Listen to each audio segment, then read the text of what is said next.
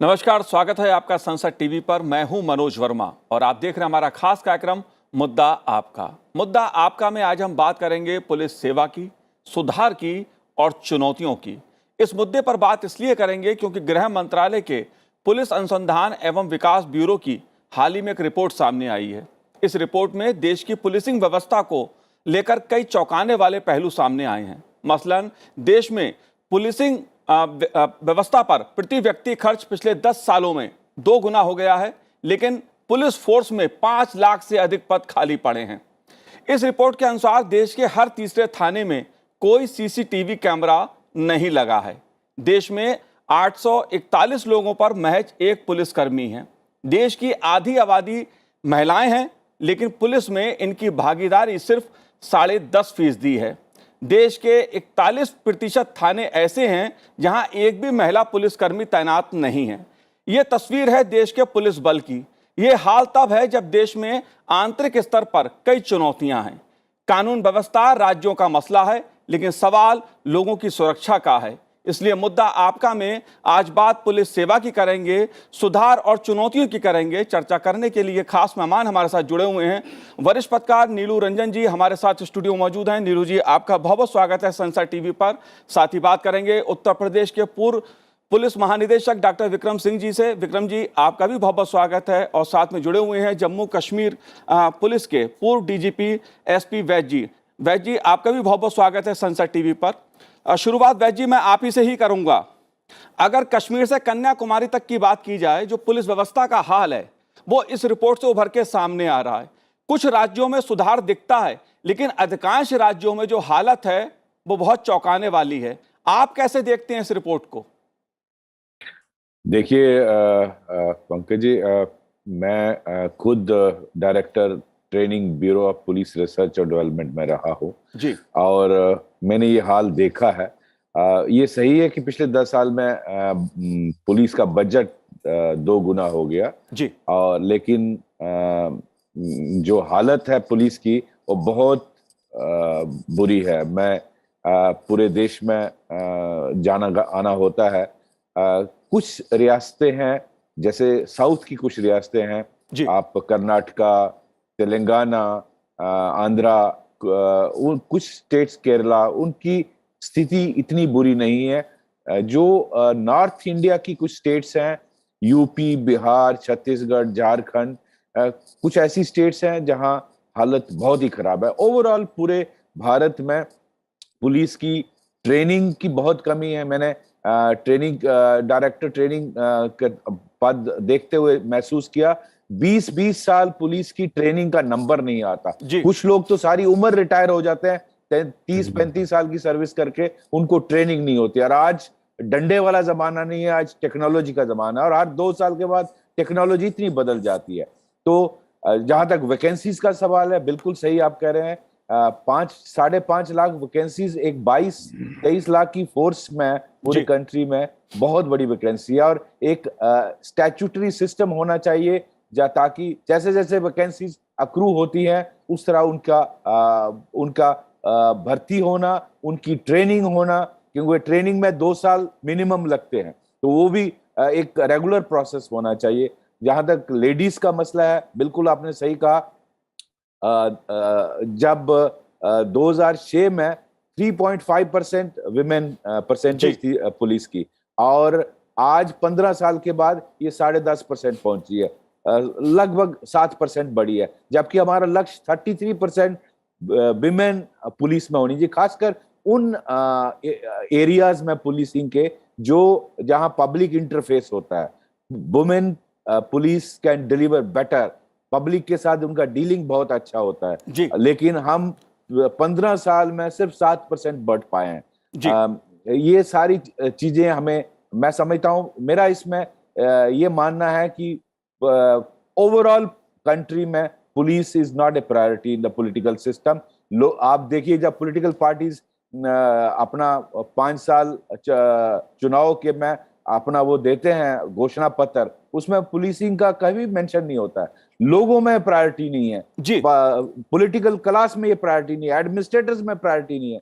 और हर आदमी पुलिस से एक्सपेक्ट करता है कि वो जेम्स बॉन्ड होगा, उसमें दुनिया की सब बढ़िया बिल्कुल, क्वालिटीज होंगी, बिल्कुल लेकिन वैद जी, आप देखे उनको टॉयलेट जाने की जगह नहीं होती है। बिल्कुल बिल्कुल वो बिल्कुल वैद जी, कांस्टेबल है पुलिस से जो पुलिस से हर किसी को अपेक्षा होती है, क्योंकि सवाल कानून व्यवस्था का है। लेकिन एक सवाल यह भी है कि जब पुलिस के पद, पुलिस सेवा में, पुलिस बलों में पद खाली पड़े रहेंगे, पुलिसकर्मी ही नहीं होंगे और 841 लोगों पर एक पुलिसकर्मी होगा, तो वो सुरक्षा कैसे करेगा? एक बहुत बड़ा सवाल है। लेकिन इससे बड़ा सवाल यह है कि पिछले 3 दशकों से मैं हर बार यह सुनता हूं कि पुलिस में सुधार की जरूरत है। विक्रम सिंह जी, पुलिस में पद खाली पड़े हैं, पुलिस को हमें और सक्रिय बनाना है और शक्तिशाली बनाना है। लेकिन यह तस्वीर रिपोर्ट जो दिखा रही है वो राज्यों में पुलिस महकमे की, पुलिस व्यवस्था की क्या हाल है, यह उसकी तस्वीर है। आप कैसे देखते हैं इस रिपोर्ट को? मनोज जी, एसपी वैद साहब के विद्वतापूर्ण वक्तव्य के बाद मेरे लिए कुछ बहुत ज्यादा नहीं बचा है। मैं केवल यही कहूंगा, उनसे अक्षरशः मैं सहमत हूं। और जो स्थिति है, उन्होंने तो बड़े हल्के शब्दों में कहा, मैं उसको भयावह कहता हूं। लगभग 30% की रिक्तियों का होना, प्रशिक्षण की वांछित व्यवस्था न होना, प्रशिक्षण पाठ्यक्रम का रिविजन न होना। अरे 30 साल पहले क्या थी पुलिसिंग और आज क्या है? 2010 के बाद पुलिसिंग का पूरा मानक बदल गया है। और आज आप देखें कि अगर हमारे प्रशिक्षण में deep learning softwares, artificial intelligence, drone, robotics और इस तरीके की चीजें, सॉफ्टवेयर और हार्डवेयर एनालिटिक्स नहीं है, तो हमारी प्रशिक्षण, जैसा कि एसपी वैद साहब ने कहा, लाठी डंडे की पुलिसिंग का जमाना जा चुका है। सीसीटीवी क्यों नहीं है? आए दिन मानवाधिकार के हनन को लेकर के जो शिकायतें आती हैं, 90% हमारे थाने चौकी से ही शुरुआत होती हैं। और आज भी जस्टिस नारीमन के व्यवस्था दिए जाने के बाद कि प्रत्येक थाने में ईडी में, सीबीआई के कार्यालय में लगेगा, हम नहीं लगा रहे हैं क्योंकि हमारी कुछ निहित स्वार्थ है कि हम नहीं लगाएंगे उनको। इसके अलावा महिला पुलिसकर्मियों के बारे में एसपी वैद साहब ने बिल्कुल सही कहा। निर्भया गाइडलाइंस के बाद यौन अपराधों में और बलात्कार के आदि के केसेस में यह अनिवार्यता है कि कुछ कार्य विवेचना संबंधित पूरे महिला कर्मी ही करेंगे, पुरुष कर्मी नहीं करेंगे। तो कम से कम इतनी कृपा हम अपने ऊपर कर लिया होता हमने कि महिला का आरक्षण 33% नहीं, कम से कम जब इतनी बेरोजगारी है, तो एक तरफ तो ये दुर्भाग्य विडंबना है कि बेरोजगारी है, दूसरी तरफ न हम महिला कर्मियों की भर्ती कर रहे हैं, न हम पुरुष कर्मियों की कर रहे हैं। रिक्तियां बदस्तूर हैं। और सुरक्षा, और जो सुरक्षा परिदृश्य मनोज जी बदला है, जो उदयपुर अमरावती की घटना और जो अन्य घटनाएं इसके पहले हुई हैं, और जिस तरीके के जो हालात हैं, आज कम से कम हमको चाहिए कि पुलिस को हम सर्वोच्च प्राथमिकता दें, एसपी वैद साहब की तरह, कि हम इलेक्शन के दौरान शायद अगर कुछ गलती से हमने आश्वासन दिया, कालांतर में उसको विस्मृति हो जाती है, उसके उपरांत हम उसकी चर्चा भी नहीं करते हैं। और चर्चा तब करते हैं आलोचनात्मक, अरे कुछ न करें। प्रकाश सिंह बनाम भारत सरकार 2006, उसके जो 7 जो दिशा निर्देश सुप्रीम कोर्ट के हैं, उसमें 4 में तो कोई वित्तीय अनिवार्यताएं नहीं है जी। Criminal investigation, law and order को ही अलग कर दें, पुलिस एस्टैब्लिशमेंट बोर्ड ही गठित कर दें, डीजीपी और अन्य फील्ड पोस्टिंग को 2 साल की अनिवार्यता कर दें। इसमें तो कोई खर्चा लग नहीं रहा है। कहीं ना कहीं मनोज जी, मैं बड़े पीड़ा के साथ कह रहा हूं, हमारी गंभीरता पे ही प्रश्न चिन्ह है। जी बिल्कुल। नीलू रंजन जी, आप लंबे समय से गृह मंत्रालय कवर कर रहे हैं। देश के 2 वरिष्ठ पुलिस अधिकारी अगर पीड़ा व्यक्त कर रहे हैं कि हमारे देश की पुलिसिंग का हाल क्या है, सीसीटीवी कैमरे नहीं है थानों में, महिला पुलिसकर्मी नहीं है, पर्याप्त मात्रा में पुलिसकर्मी नहीं है, ये कैसी स्थिति है? कौन जिम्मेदार है इसके लिए? कानून व्यवस्था राज्यों का मसला है। नहीं, बिल्कुल। ये देखिए, 7 शेड्यूल में जो पुलिसिंग है, कानून व्यवस्था है, वो राज्यों का मसला है। और ये जितनी वैकेंसियां हैं राज्यों में, राज्यों की पुलिस की है। विक्रम सिंह जी बहुत सबसे लंबे समय तक डीजीपी रहे हैं देश के सबसे बड़े राज्य के, ये ज़्यादा बेटर बता पाएंगे कि आखिर पुलिस की भर्तियां क्यों नहीं हो पा रही थी। इनका अपना व्यक्तिगत अनुभव होगा कि पॉलिटिकल जो क्लास है वो पुलिस भर्ती में अड़ंगे क्यों लगाता है और कैसे लगाता है, ये उनका अपना अनुभव हो सकता है, बताएं वो। लेकिन मैं आपको बता दूं कि जो सेंट्रल गवर्नमेंट का काम है कि मॉडर्नाइजेशन ऑफ पुलिस को एक सक्षम बनाना, और प्रधानमंत्री ने जब प्रधानमंत्री बने उसके बाद जो पहला जो डीजीपी कॉन्फ्रेंस हुआ, उसमें उन्होंने साफ साफ कहा कि पुलिस को स्मार्ट करना पड़ेगा जी। और अभी जो डाटा जो लेने का जो पुलिस का जो हुआ था, संसद में जो संशोधन विधेयक पास हुआ है, जिसमें क्रिमिनल्स के डाटा जो हैं वो रखे जाएंगे, प्रिजर्व किए जाएंगे, और हर तरह डाटा प्रिजर्व किए जाएंगे, वो स्मार्ट पुलिसिंग की दिशा में ही एक कदम है। केंद्र सरकार पुलिस मॉडरेशन के लगातार पैसे दे रही है, CCTNS जैसे पूरा का पूरा आ गया है और जिसमें आप सारे की सारी FIR जो है वो ई-फाइलिंग हो रही है, जो प्रिजन्स हैं वो ई-प्रिजन्स हो गए हैं, कोर्ट जो है वो ई-कोर्ट हो गए हैं और अब सब 2025 तक सबको इंटीग्रेट करना है ताकि जो एविडेंस है, जो सुनवाई है वो बिल्कुल सीमलेस हो, उसमें पुलिस वालों का बहुत ज़्यादा हरेसमेंट ना हो। लेकिन सबसे बड़ा सवाल यह है कि जो सैंक्शन पोस्ट हैं जो इस देश में, अभी पिछले साल ही गृह मंत्रालय का एक संसद में दिया हुआ बयान है, जो आंकड़े दिए हैं कि 195-96 जो है पुलिस पद जो हैं वो प्रति लाख जनसंख्या पे सैंक्शन है जी, लेकिन हैं कितने? 155। आखिर क्यों नहीं है? जब तक ये मुद्दा आम जनता के बीच नहीं उठेगा, कानून व्यवस्था के मुद्दा आम जनता के बीच नहीं जाएगा, तब तक शायद पॉलिटिकल क्लास उस ढंग से उसको लेना। और उत्तर प्रदेश का उदाहरण देता हूं कि जो राजनीतिक दल हैं, जो सत्ता में सरकारें जो हैं, उनको ये समझना चाहिए कि जो अगर आप कानून व्यवस्था सुधारते हैं और पुलिस को आप पावर देते हैं, बेटर पुलिसिंग करते हैं, तो उसका डिविडेंड आपको मिलता है, चुनाव में भी राजनीतिक फायदा भी होता है, जैसा योगी आदित्यनाथ सरकार को हुआ। और इसमें अभी उत्तर प्रदेश के आंकड़े मैं देख नहीं पाया इसमें कि कितना बढ़ा है, लेकिन मैं अपने अनुभव से कह सकता हूं कि जहां कहीं भी आप उत्तर प्रदेश में जाएंगे तो पुलिस दिखती है, और कहीं भी हो वो क्यों दिखती है। मैं आपको इसी रिपोर्ट का एक आंकड़ा बता दूं नीलू जी और वैद्य जी, मैं आपसे भी जानना चाहूंगा, बिहार, उत्तर प्रदेश, पश्चिम बंगाल और आसाम में सिपाहियों और अधिकारियों के 1/4 से अधिक पद खाली पड़े हैं। सर, ये भर्ती होती क्यों नहीं है वैद्य साहब? क्या इसके पीछे वजह है? क्या पैसे की कमी है या पुलिस बल को बढ़ाना नहीं चाहते? क्या वजह है इसके पीछे, या कोई राजनीतिक वजह है इसके पीछे? मैं नहीं समझता इसमें पैसे की प्रॉब्लम। सैंक्शन पोस्ट है, उसमें ऑलरेडी पोस्ट से सैंक्शन है। ये तो पॉलिटिकल इनडिसिसिवनेस है, या जो पुलिस का अपना आंतरिक सिस्टम है उसमें वो गवर्नमेंट से टेक अप प्रॉपरली नहीं कर सकते कि सर हमारी इतनी वैकेंसीज है, ऑनरेबल चीफ मिनिस्टर को पकड़ा जाए। ये उनका, मैं समझता हूँ स्टेट गवर्नमेंट्स को इस तरफ ध्यान देना बहुत जरूरी है। वो इस तरफ ध्यान नहीं देते हैं। और आज अगर इतनी वैकेंसीज है, आप किस बिना पर और सैंक्शन स्ट्रेंथ मांग रहे हैं जब आपके पास 5.5 लाख वैकेंसीज है? उसको क्यों नहीं फिल करते हैं? और ये प्रॉब्लम इन्हीं स्टेट्स में क्यों है, बाकी स्टेट्स में क्यों नहीं है? तो ये basically lack of political will है और लैक ऑफ एडमिनिस्ट्रेटिव विल है। जो पुलिस डिपार्टमेंट के उच्च अधिकारी हैं या उनके एडमिनिस्ट्रेटिव डिपार्टमेंट है, होम डिपार्टमेंट या चीफ सेक्रेटरी है, उनको बैठ के ये इसका हल निकालना चाहिए। रिक्रूटमेंट बोर्ड बने होने चाहिए, कंटिन्यूस प्रोसेस में ये होना चाहिए। या यहाँ तक सवाल मैं एज DGP JNK देख रहा था कि आज इंटरनेट का जमाना है और किस तरह से इंटरनेट, सोशल मीडिया का मिस यूज होता है। और पुलिसमैन आज के जमाने में, मैं पिछले 10 सालों से ये बात कह रहा हूँ, ट्रेन होना चाहिए इसके लिए। लेकिन अनफॉर्चुनेटली आप एक लिमिटेड मॉनिटरिंग सेल है जो आपके इंटेलिजेंस विंग में या सेंट्रल इंटेलिजेंस ब्यूरो में होता है, वो नहीं। आज हर पुलिसमैन, जैसे प्रधानमंत्री चाहते हैं कि स्मार्ट पुलिसमैन की जो कंसेप्ट है, प्राइम मिनिस्टर साहब ने उसको हमारे DGP कॉन्फ्रेंस में आज से 5-6 साल पहले कहा था, वो एकदम बहुत बढ़िया है। लेकिन उसकी तरफ सबका अप्रोच होना, हर चीज प्रधानमंत्री नहीं करेंगे, हर चीज होम मिनिस्टर नहीं करेंगे। आफ्टर ऑल स्टेट्स की भी जिम्मेदारी है, स्टेट्स के चीफ मिनिस्टर भी होम मिनिस्टर होते हैं, उनकी जिम्मेदारी है, उनको अपना रोल इसमें प्ले करना। जी बिल्कुल। विक्रम सिंह जी, 2 और राज्य हैं, झारखंड और छत्तीसगढ़। दोनों ही राज्य नक्सल प्रभावित हैं। छत्तीसगढ़ में आए दिन घटनाएं सामने आती हैं, झारखंड में भी कुछ घटनाएं घटती हैं, लेकिन इन दोनों राज्यों में भी पुलिस का हाल अच्छा नहीं है।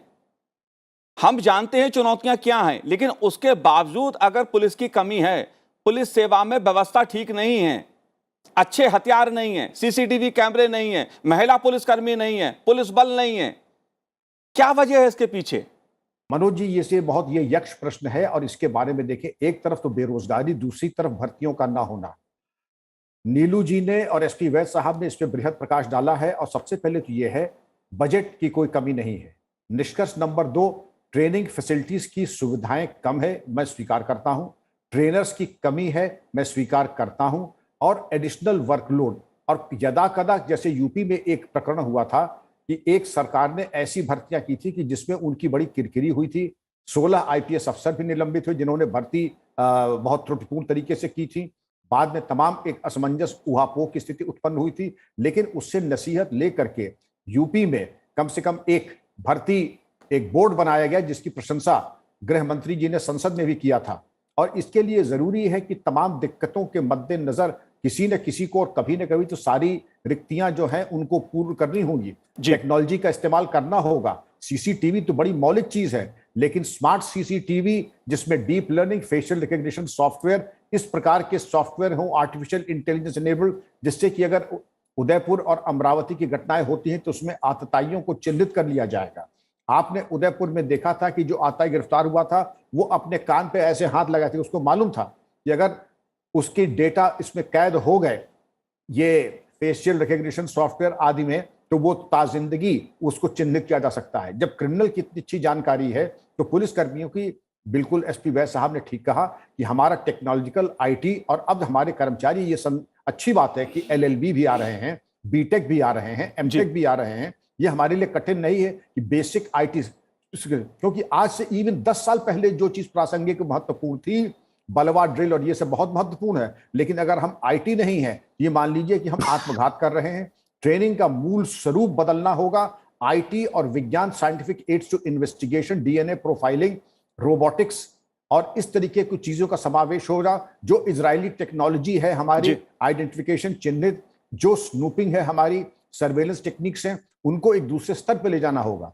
कदाचित ये कार्य ऐसा है जिसपे हमने अभी काम भी शुरू नहीं किया, जिसपे कर लेना चाहिए था। शायद इसीलिए हम भर्ती क्यों कर रहे हैं, क्योंकि ट्रेनर्स की कमी, ट्रेनिंग फैसिलिटीज की कमी, और अगर हम चाह रहे हैं कि वही विक्टोरियन युग के, सामंती युग के अगर कर्मचारी प्रोड्यूस करें तो उससे कोई लाभ नहीं होने वाला है। मनोज जी जी बिल्कुल। बात टेक्नोलॉजी की अगर मैं करूं, ये बात ठीक है कि पुलिस बल में पुलिसकर्मियों की कमी है, लेकिन जिस तरह का नीलू जी अपराध का स्वरूप बदल रहा है देश में, आतंकवाद का स्वरूप बदल रहा है, नए नए रूप में आतंकवाद उभर के सामने आता है, कट्टरपंथ बढ़ रहा है देश में, इस प्रकार की जो घटना है, संगठित अपराध की अगर मैं बात करूं, ये बात ठीक है नक्सलवाद की घटना में कमी आई है, आतंकवाद की कोई बड़ी घटना देश में सामने नहीं आई है, लेकिन खतरा टला नहीं है।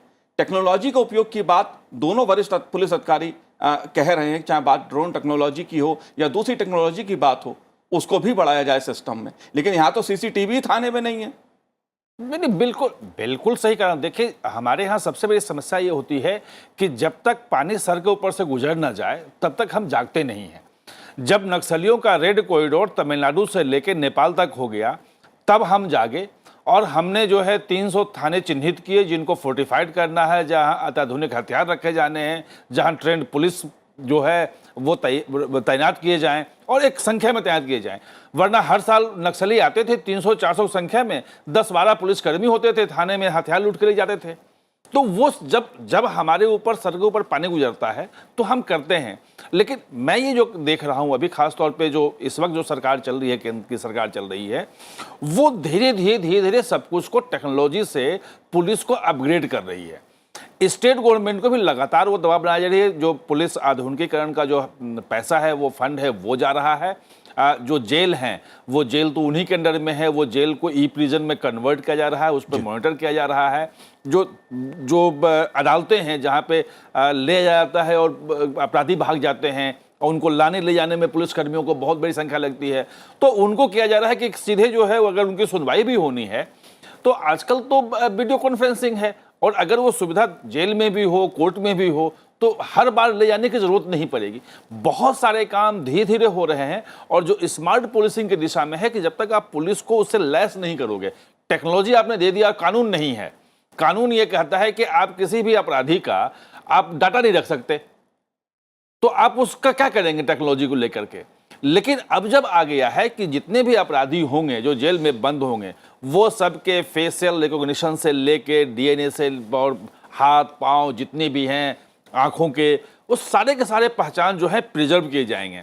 अगर कहीं कोई क्राइम होता है तो सबसे पहले वहां जो कुछ भी साइंटिफिक मिलता है वो किया जाएगा। ये अभी इन्होंने कर दिया है कि हर जिले में कम से कम एक मोबाइल जो है फॉरेंसिक लैब होना जरूरी है जी। वो अनिवार्य किया जा रहा है कि जब तक फॉरेंसिक डाटा आप नहीं लेंगे तो पुलिस जो है सबूत क्या जुटाएगी। और इसलिए आप देखेंगे अगर पुलिस जांच भी होती है तो कितने 5-6%, 3-4% के आसपास कन्विक्शन रेट है। यानी कि 95% लोग, जो 96% लोग जो हैं जिनको पुलिस चार्जशीट करती है वो छूट के निकल जाते हैं जी।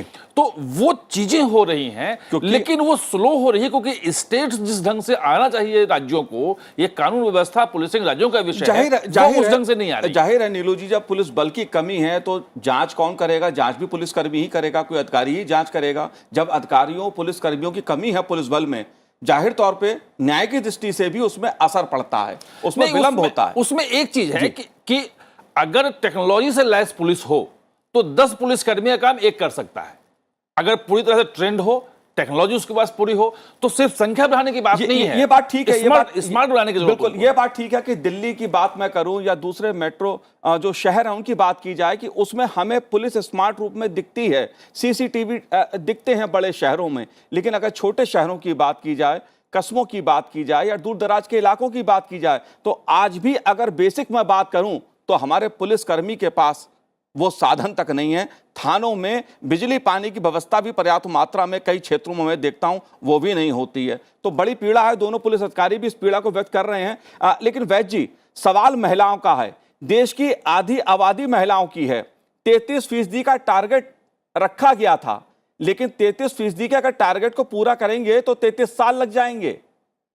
अभी जो पुलिस महकमे में हालत है महिलाओं की, बिल्कुल सही है। और उसकी तरफ मैं समझता हूँ एक ऑनरेबल होम मिनिस्टर साहब को सभी चीफ मिनिस्टर्स की मीटिंग बुलानी चाहिए और ये टारगेट अचीव करना चाहिए जितना जल्दी हो सके। और इसमें एक बहुत अहम चीज ये है कि भारत को अगर ग्लोबल पावर बढ़ना है तो आंतरिक सुरक्षा को नंबर 1 प्रायोरिटी देनी पड़ेगी। और आंतरिक सुरक्षा पुलिस, प्रिजन, प्रोसिक्यूशन और कोर्ट, इस सब का इंटीग्रेशन होना चाहिए। सेंट्रल डाटा बैंक होना चाहिए, चाहे वो फेशियल रिकग्निशन का हो, फिंगरप्रिंट्स का हो, आइरिस का हो। इस टेक्नोलॉजी से लेस करना है फोर्स को, that is very important cities में। और बेसिक फैसिलिटीज टाउन्स और गांव में नहीं है। मैं कहता हूं, मैं अगर महिला पुलिस को मैं खड़ा करता हूं, आप कहें दिल्ली के किसी चौक में, वो बाथरूम कहाँ जाएगा? ये व्यवस्था नहीं होती है। आप 90% थानों में लेडीज के लिए टॉयलेट नहीं होते हैं। तो इतनी बुरी हालत है, इसको प्रायोरिटी देना बहुत जरूरी है। और ट्रेनिंग एक बहुत अहम फैक्टर है आज की टेक्नोलॉजिकल एज में। और ट्रेनिंग इंस्टीट्यूट्स को और उसका नंबर, उसका ट्रेनिंग का फ्रीक्वेंसी, उसको ट्रेनर्स का कमी होना, उसको दूर, उसकी तरफ बहुत प्रायोरिटाइज करना चाहिए। जी। विक्रम सिंह जी, सवाल केवल महिलाओं का ही नहीं है। महिलाओं का तो अनुपात जो है वो पुलिस में कम है, लेकिन बात अगर मैं अनुसूचित जाति की करूं, जनजाति की करूं, अति पिछड़े वर्ग की करूं, तो भर्ती में इन वर्गों की भी जो भर्ती है, जो पद हैं वो खाली पड़े हैं। इसको आप कैसे देखते हैं, क्या वजह है? क्योंकि अगर बात मैं सामाजिक राजनीतिक स्तर पर करूं तो महिला सशक्तिकरण की बात की जाती है, अनुसूचित जाति वर्ग हो, जनजाति वर्ग हो, उसके अधिकारों की बात की जाती है। लेकिन पुलिस फोर्स में अगर महिलाओं की कमी है, अनुसूचित जाति वर्ग की कमी है, जनजाति वर्ग के समाज की कमी है, उसको लेकर सवाल क्यों नहीं उठता है? इसका कोई औचित्य नहीं है मनोज जी। सबकी भर्ती उनके जो सरकार की आरक्षण नीति है उसके अनुरूप होनी ही चाहिए। और कब तक हम कैरी फॉरवर्ड करते रहेंगे? जबकि आपको मालूम है कि ठीक है, माना अनुसूचित जाति के वांछित कैंडिडेट नहीं मिलते हैं, ट्राइबल कैंडिडेट के मिलने में कोई दिक्कत नहीं है, वो भी रिक्तियां हैं। महिलाओं की रिक्तियां होने का कोई प्रश्न ही नहीं उठता। अगर ये 3 रिक्तियां हैं तो ये प्रश्न उठाता है हमारी पारदर्शिता के ऊपर और हमारे सार्थक प्रयास के ऊपर। मैं ये चाहूंगा कि अगर हमको ये दिखाना है कि हम सबके हैं, सब हमारे हैं, तो अनुसूचित जाति, अनुसूचित जनजाति और महिलाओं की जल्द से जल्द हम, और मैं तो यहां तक कहूंगा समाज के सभी वर्गों का रिप्रेजेंटेशन पुलिस फोर्स में होना चाहिए।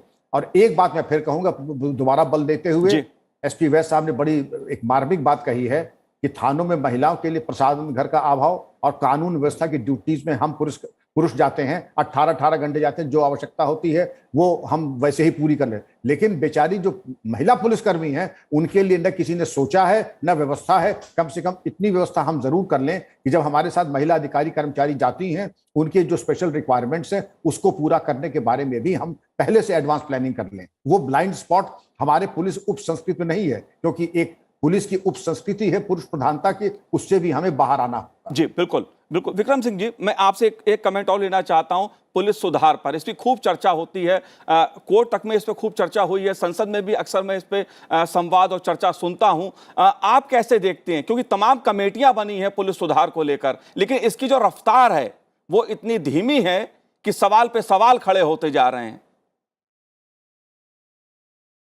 जी, ये सवाल मुझसे है? जी विक्रम जी, आपसे है। मैं केवल 2 वाक्यों में इसके 2 स्टेक्स। सबसे पहले 2 सर्विंग चीफ जस्टिस ने कहा कि पुलिस सुधार का हम क्या करें, पुलिस सुधार तो लगता है अनवरत गति से चलते चले जा रहे हैं। दूसरे चीफ जस्टिस साहब ने यह फरमाया कि हम क्या करें अगर मुख्यमंत्री हमसे समन्वय और कोऑपरेट नहीं करे। ये तो हुआ हमारा न्यायपालिका का। अब व्यक्तिगत जब मैं टिप्पणी करता हूं, सभी लोग कहते हैं, हमने कहा आप अमर हो जाएंगे अगर पुलिस सुधार लागू कर देंगे। अब मैं मर्म पे आता हूं मनोज जी। जी, वो ये कहते हैं नहीं होना चाहिए, बहुत जरूरी है, लेकिन व्यक्तिगत जब 1 to 1 हम बात करते हैं, वो यही कहते हैं कि विक्रम सिंह जी जिस दिन पुलिस सुधार हम लागू करा देंगे ना, फिर हम कोई और काम ढूंढेंगे, राजनीति फिर हमारी बस की नहीं है। हम राजनीति करते ही हैं, एक अपंग और लचर और बिल्कुल ऐसी चरमराई हुई पुलिस व्यवस्था ही हमारा आधार है राजनीति का। ये 1 to 1 है, प्रिविलेज कम्युनिकेशन है, इसलिए मैं नाम नहीं खोलूंगा। जी वैद जी, बहुत संक्षेप में आपका कमेंट पुलिस सुधार को लेकर, क्योंकि इस पर सबसे ज्यादा चर्चा मैं देश में सुनता हूं, सबसे ज्यादा चर्चा इस मुद्दे पर होती है, लेकिन पुलिस सुधार का मसला है जहां का तहां रुका रहता है। कैसे देखते हैं आप इस मुद्दे को? मैं माननीय विक्रम सिंह जी से बिल्कुल सहमत हूं। मेरा भी तजर्बा यही है। बेसिकली पॉलिटिकल विल नहीं है, जुडिशियल एनफोर्समेंट नहीं है, वरना कैसे ना हो। जैसे विक्रम सिंह साहब बोल रहे थे, 3-4 तो ऐसी रिकमेंडेशंस थी सुप्रीम कोर्ट के ऑर्डर में जिसपे कोई पैसा ही नहीं लगता है, सिर्फ आपको इंप्लीमेंट करना। फॉर एग्जांपल आपको 2 साल की नियुक्ति का पीरियड फिक्स करना है, वो कौन सा खर्च है उसमें? आपको एस्टैब्लिशमेंट बोर्ड बनाना है, उसमें कौन सा खर्चा या सैंक्शन या पैसा या कुछ? आपकी इच्छा शक्ति होनी चाहिए। आप चाहते ही नहीं है कि पुलिस में सुधार हो। मैं इसमें ब्लेम करूंगा रूलिंग पॉलिटिकल क्लासेस को, बिकॉज वो पुलिस को अपना लठ की तरह यूज करना चाहते हैं कि हम पावर में, तो हमारा ये लठ है, लठायत है, इससे हम जो चाहे वो करवा ले। बिल्कुल वैद जी, विक्रम जी, आपकी पीड़ा को, आपके दर्द को मैं समझ सकता हूं, क्योंकि एक पुलिसकर्मी का जो दर्द होता है, जो पीड़ा होती है, जो समस्या होती है, वो आप लोगों ने बहुत करीब से उसको देखा है, समझा है, जाना है। लेकिन मैं फिर भी कहूंगा कि देश में एक बदलाव का दौर है, तमाम तरह के सरकारों ने कदम उठाए हैं, देश में पुलिस व्यवस्था मजबूत हो, ऐसा नहीं है सुधार नहीं हुआ है। सुधार की रफ्तार जरूर धीमी है, लेकिन सुधार हो रहा है। इसीलिए अपराध पर अंकुश लगाने के लिए जरूरी है कि जो हमारी पुलिस सेवा है, उसके सामने जो चुनौतियां हैं, उसको एक एक करके जल्द से जल्द दूर किया जाए। आप तीनों ने इस कार्यक्रम में भाग लिया, आपका बहुत बहुत शुक्रिया हमसे बात करने के लिए।